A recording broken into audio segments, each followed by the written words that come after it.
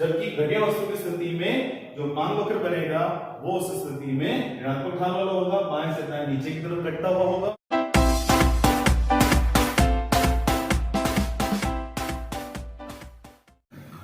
आपके अपने channel notes project में एक बार फिर से स्वागत है। मांग की अवधारणा जो चैप्टर हम पढ़ रहे थे उसमें हम आगे बढ़ते हुए इसमें समझेंगे इस वीडियो में कि सामान्य वस्तुएं तथा घटिया वस्तुएं अथवा निम्न स्तरीय वस्तुएं किसे कहते हैं, उसके बारे में डिटेल में थोड़ा यहाँ पर हम समझेंगे। इससे पहले के जो भी वीडियोस हैं जिसमें हमने मांग वक्र, व्यक्तिगत मांग वक्र, बाजार मांग वक्र, मांग तालिकाएं क्या होती हैं, प्रतिस्थापन वस्तुएं, स्थानापन्न वस्तुएं कहते हैं जिससे पूरक वस्तुएं क्या होती हैं, उनके बारे में हम डिटेल में पढ़ चुके हैं। और अभी तक आपने उनके बारे में नहीं समझा है तो मैं उन सभी वीडियोस के लिंक इस वीडियो के डिस्क्रिप्शन में मेंशन कर रहा हूं ताकि आप पहले उनको जरूर देखें और जो हम आगे बढ़ते जा रहे हैं इस चैप्टर में वो आपको जो भी कंसेप्ट हैं वो सभी आपस में रिलेटेड हैं, वो अच्छे से समझ में आ सके। ठीक है, तो डिस्क्रिप्शन जाके उन वीडियोस को जरूर देखें अगर आपने नहीं देखा है तो। अब हम बात करते हैं यहाँ पर सामान्य वस्तुएं तथा घटिया वस्तुओं के बारे में। सामान्य वस्तुएं क्या होती हैं, घटिया वस्तुएं क्या होती हैं। सामान्य रूप से हम देखें, मांग वर्ड जब भी आता है, मांग में हम वस्तु की अलग अलग कीमतें और उस वस्तु की मांगे जाने वाली मात्राओं को लेते हैं कि पर्टिकुलर, जैसे कि इस मार्कर की बात करें तो इस मार्कर की अलग अलग कीमतों पर बाजार में कितनी मांग की जा रही है। एक उपभोक्ता की मांग होगी तो व्यक्तिगत मांग होगी, सभी उपभोक्ताओं की मांग होगी तो वह बाजार मांग होगी। परंतु यहाँ पर वस्तुओं के बारे में लेना है, जैसे कि हमने स्थानापन्न वस्तुओं, पूरक वस्तुओं के संदर्भ में देखा था कि एक वस्तु और दो वस्तुएं संबंधित वस्तुएं हैं, एक वस्तु की कीमत और दूसरी वस्तु की मांग, इन दोनों को हमने यहाँ पर देखा था। यहाँ पर हमें देखना है सामान्य वस्तुएं और घटिया वस्तुएं। सामान्य वस्तुएं, यहाँ पर हम उपभोक्ता की आय के साथ वस्तु की मांग को देखेंगे कि जब उपभोक्ता की आय में कोई परिवर्तन आता है तो उसके कारण उस वस्तु की, जो हम सामान्य वस्तुओं के बारे में बात करें, उस वस्तु की मांग में क्या परिवर्तन आता है। जैसे कि हम बात करें सब्जियां, फल, दूध, mobile, laptop, air conditioner, fridge, ये सब विलासिता की वस्तुएं। इन वस्तुओं की मांग में क्या होता है कि जैसे जैसे उपभोक्ता की आय में परिवर्तन होता है, इन वस्तुओं की मांग में परिवर्तन आता है। अब आप खुद ही देखिए कि एक सामान्य व्यक्ति है, 10,000 रुपए कमाता है और दिन का 2 लीटर दूध जो है उसके घर पर आता है। जैसे उसकी इनकम बढ़ जाती है, उसकी आय बढ़ती है, 15,000 रुपए हो जाएगी, 20,000 रुपए हो जाएगी, तो जहां दूध 2 किलो आ रहा था, 2 लीटर आ रहा था, अब दूध की मात्रा हो सकता है कि 2.5 लीटर हो जाए या 3 लीटर हो जाए। सब्जियां, दिन में एक सब्जी बनती थी, उसी को शाम को चलाते थे, अब सुबह शाम सब्जियां आती हैं। फल, जहां पर 3 महीनों में एक बार, महीने में एक बार आते थे, अब फल सप्ताह में एक बार आते हैं या फिर रोज आते हैं। तो क्या देखते हैं हम कि जैसे जैसे उपभोक्ता की आय बढ़ती है वैसे वैसे इस प्रकार की वस्तुओं की मांग में भी परिवर्तन आता है, मांग भी बढ़ती है। उपभोक्ता की आय कम हो जाए तो क्या करेगा, उपभोक्ता अपनी मांग को कम कर देगा। दूध की मांग जितने पहले थी वो कम दूध पिएगा, फल जितने आ रहे थे फल की मांग कम करेगा, विलासिता की मांग बाजार में कम हो जाएगी। विलासिता की वस्तु जैसे कि फ्रिज है, एयर कंडीशनर है, महंगी कारें हैं, कार है, इन वस्तुओं की मांग जो है बाजार में अपने आप कम होती जाती है। तो कुल मिलाकर क्या होता है कि जैसे जैसे जब उपभोक्ता की आय के परिवर्तन के साथ वस्तु की मांग में भी परिवर्तन आए, उसी दिशा में, समान दिशा में, यानी उन दोनों में सीधा संबंध हो, आय बढ़े मांग भी बढ़े, आय घटे मांग भी घटे, तो ऐसी वस्तु को कहते हैं हम यहाँ पर सामान्य वस्तु। देखना यहाँ पर वे वस्तुएं जिनकी मांग तथा उपभोक्ता की आय में सीधा संबंध हो। किस प्रकार से, यानी जब उपभोक्ता की आय बढ़े तो उस स्थिति में मांग जो है किसी वस्तु की वह भी बढ़े। सीधा संबंध है। सीधा संबंध कब होता है, जब दोनों ही चर समान दिशा में गमन करें, समान दिशा में गति करें।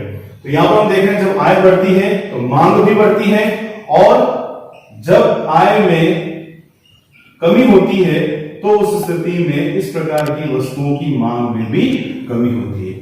तो जब ऐसा संबंध वस्तुओं की मांग और उपभोक्ता की आय में देखने को मिले, ऐसी वस्तु को कहते हैं हम सामान्य वस्तु। ठीक है, इसका मतलब क्या हुआ कि इस प्रकार की वस्तुओं में आय प्रभाव जो होता है वो धनात्मक होता है। आय प्रभाव मतलब आय में परिवर्तन होने पर वस्तु की मांग में जो परिवर्तन आ रहा है वो धनात्मक रूप से आ रहा है, जब आय बढ़ती है तो मांग भी बढ़ती है, जब आय में कमी होती है तो वस्तु की मांग में भी कमी होती है। ऐसी वस्तुओं कहते हैं हम सामान्य वस्तुएं। ठीक है, एग्जाम्पल आप देख रहे हैं यहाँ पर फल है, सब्जियां हैं, दूध है, विलसता की वस्तुएं हो गई जैसे कि रेफ्रिजरेटर हो गया, एयर कंडीशनर हो गया, कारें हो गई, ये सभी वस्तुएं विलसता की वस्तुओं में आती हैं। ऐसी वस्तुओं की मांग में भी जैसे जैसे उपभोक्ता की आय में परिवर्तन देखने को मिलता है समाज में, वैसे वैसे इस वस्तुओं की या इस प्रकार की वस्तुओं की मांग में भी परिवर्तन आता है, मांग भी बढ़ती है। अब अगर हम इसको चित्र के द्वारा दर्शाएं तो चित्र किस प्रकार का बनेगा वो हमें यहाँ पर देखना है कि चित्र क्या होगा, किस प्रकार का यहाँ पर वक्र बनेगा वो हम यहाँ पर समझते हैं। चित्र बनाना बिल्कुल सिंपल है। आपको यह करना है कि x और y अक्ष दोनों लेने हैं। ये हो जाएगा आपके यहाँ पर x अक्ष और ये है यहाँ पर y अक्ष। यहां पर हम लेना है वस्तुओं की मांग मात्रा को। यहां पर हम मांग मात्रा को दर्शाते हैं और यहां लेते हैं हम उपभोक्ता की आय। ठीक है, आय और मांग को लेते हैं। अब जब भी चित्र बनता है इसका बिल्कुल धनात्मक रूप से बनता है, बाएं से दाएं, लेफ्ट से राइट। मैंने आपको पहले बताया था कि अपना जो दायां होता है बोर्ड या पेपर पर भी वही राइट हैंड होता है, वही राइट होता है, और अपना जो बायां है बोर्ड या पेपर पर भी वही लेफ्ट होगा। ठीक है, तो यहां पर आय और मांग से संबंधित अगर हम वक्र बना रहे वस्तु संबंधित तो यहां पर धनात्मक ढाला हुआ होता है, अर्थात बाएं से दाएं ऊपर की ओर बढ़ता हुआ होता है। यह धनात्मक संबंध को व्यक्त करता है। जैसे कि हम यहां पर आय का स्तर ये ले लेते हैं, इस स्थिति में वस्तु की मांग हो जाएगी क्यू, ओ क्यू, ओ आई, आय के स्तर पर ओ क्यू मांग का स्तर है। अब हम यहां पर देख रहे हैं कि जब उपभोक्ता की आय में वृद्धि होती है, ओ आई से ओ आई 1 हो गया, यहां पर इतनी मांग में वृद्धि हुई है, तो इस स्थिति में आप देख रहे हैं पहले जहां मांग ओ क्यू थी अब वो हो जाती है ओ क्यू 1, अर्थात इतनी मांग यहां पर बढ़ जाती है। देख रहे हैं आप, आय वृद्धि हुई है तो यहां पर मांग में भी वृद्धि हुई है। अब यदि सपोज आय में कमी होती है, ओ आई 2 पहले इतनी थी अब आय इतनी रह गई है, इस स्थिति में आय में कमी हुई है, तो आप देख रहे हैं पहले मांग ओ क्यू थी अब वो हो जाएगी ओ क्यू 2। इस प्रकार से यहां पर मांग कम हो जाती है। क्लियर?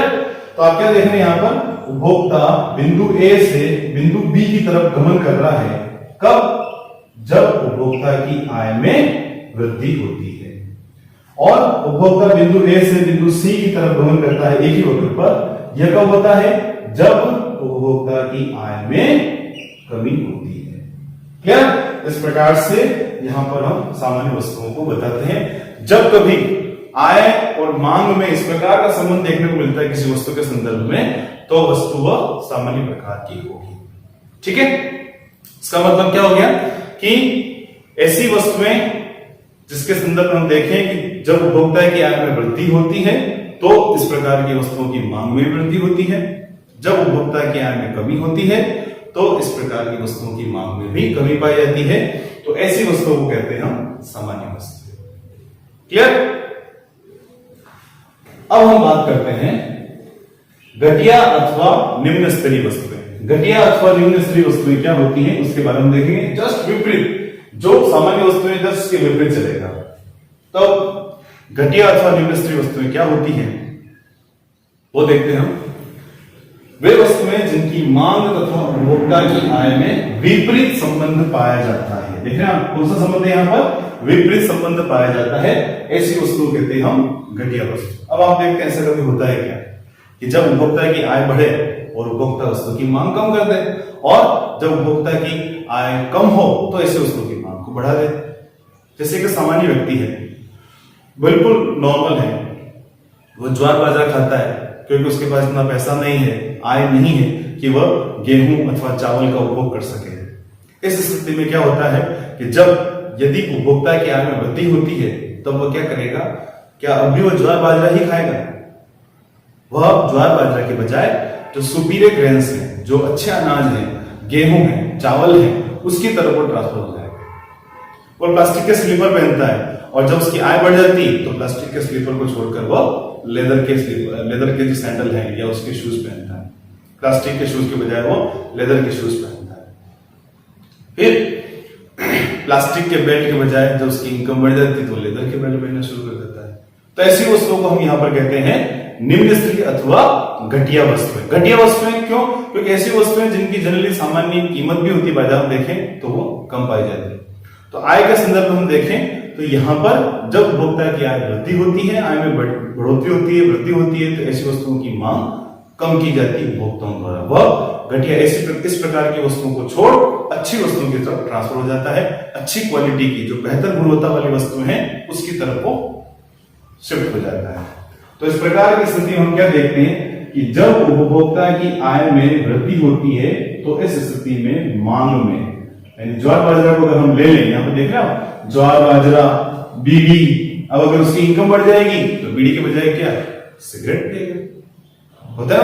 हाँ, अब ये बात अलग है कि वो बीड़ी का आदतन है, उसको आदत है, तो कितनी इनकम बढ़ जाए तो वो छुप छुप के कहीं कोनों में, कहीं बिल्डिंग के पीछे बीड़ी ही फूकेगा। परंतु जब आय में वृद्धि होगी तो जाहिर है कि वो बीड़ी के बजाय सिगरेट का उपभोग करेगा। तो जब आय में वृद्धि होती है तो उपभोक्ता ज्वार बाजरा बीड़ी आदि इस प्रकार की घटिया वस्तुओं की मांग को कम कर देता है। ठीक है, फिर यदि जब आय में कमी होती है तो इस प्रकार इस स्थिति में देखते हैं तो उपभोक्ता इस प्रकार की वस्तुओं की मांग में वापस वृद्धि कर देता है। तो आप यहां पर क्या देख रहे हैं, दोनों में विपरीत संबंध है, दोनों यहां पर ऋणात्मक संबंध को व्यक्त कर रहे हैं। जब आय बढ़ती है तो मांग कम हो रही है, जब आय कम होती है तो मांग यहां पर बढ़ रही है।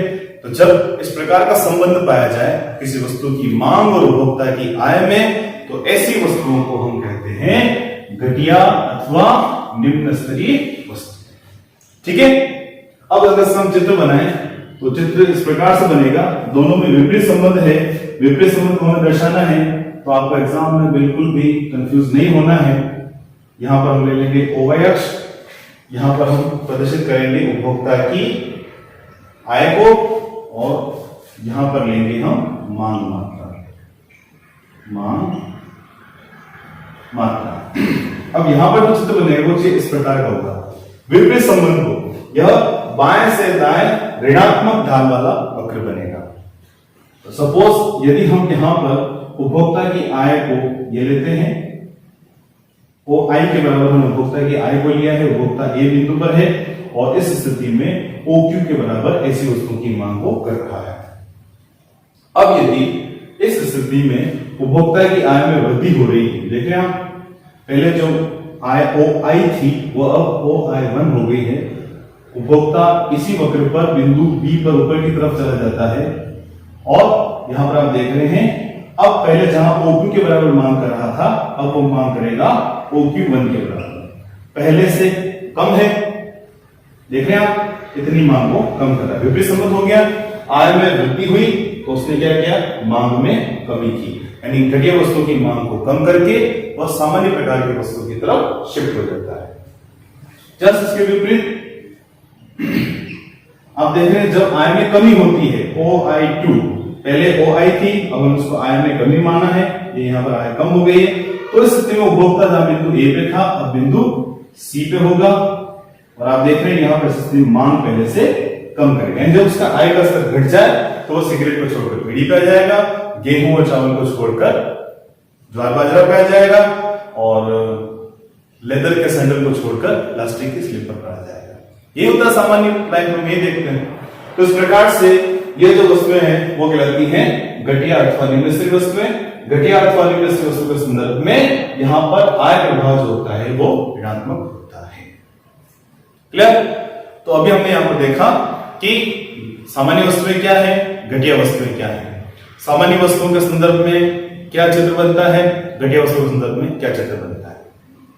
अब हम देखेंगे कि सामान्य वस्तुएं तथा घटिया वस्तुओं में क्या अंतर है। अंतर आपके सामने है, दोनों ही वस्तुएं आपके सामने बता रखी हैं। सामान्य वस्तुओं के संदर्भ में हम देखते हैं कि उपभोक्ता की आय तथा मांग में सीधा संबंध होता है। यहां पर बताया ना, ये जो है आय और मांग में सीधा संबंध होता है, जबकि घटिया वस्तु की स्थिति में आय तथा मांग में विपरीत संबंध होता है। पहला अंतर तो ये हो गया, यानी जब सामान्य वस्तु की स्थिति में आय में वृद्धि होती है तो इस प्रकार की वस्तुओं की मांग भी बढ़ती है, आय कम होती है तो इस प्रकार की वस्तुओं की मांग भी कम होती है। घटिया वस्तु की स्थिति में जब आय में वृद्धि होती है तो मांग में कमी होती है, आय में कमी होती है तो मांग यहां पर बढ़ जाती है। अब हम बात करते हैं आय प्रभाव की। इस स्थिति में आय प्रभाव धनात्मक होता है, अर्थात आय में परिवर्तन का प्रभाव मांग पर धनात्मक रूप से पड़ता है। आय बढ़ती है, मांग भी बढ़ती है, आय घटती है, मांग भी घटती है, तो आय प्रभाव यहां पर धनात्मक होता है।